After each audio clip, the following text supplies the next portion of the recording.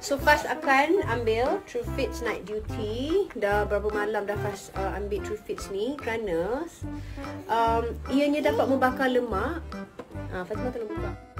Rajin Fatimah ya, nak tolong Mami buat review juga ni. Fatimah nak bercakap juga.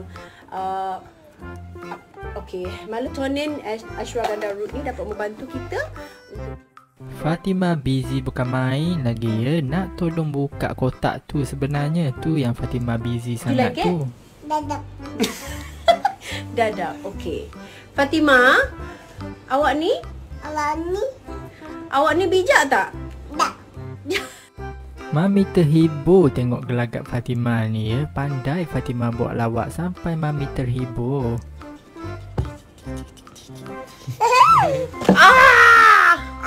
Aduh, sakit juga. Sakit juga.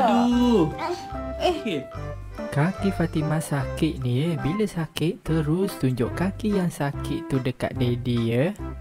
Tak, Lia dia kata dia minum. Dia rasa botol bila jari-jari dia tu for the next day rasa macam kecut, terus jadi kurus jari-jari dia tu. So memang flatten dia tak. Nampak Fatimah macam faham je ya. Bila Mami tengah explain pasal produk tu, Fatimah angguk-angguk je dari tadi tu. Ok guys, itu saja untuk video kali ni. Jangan lupa untuk like video ni dan subscribe.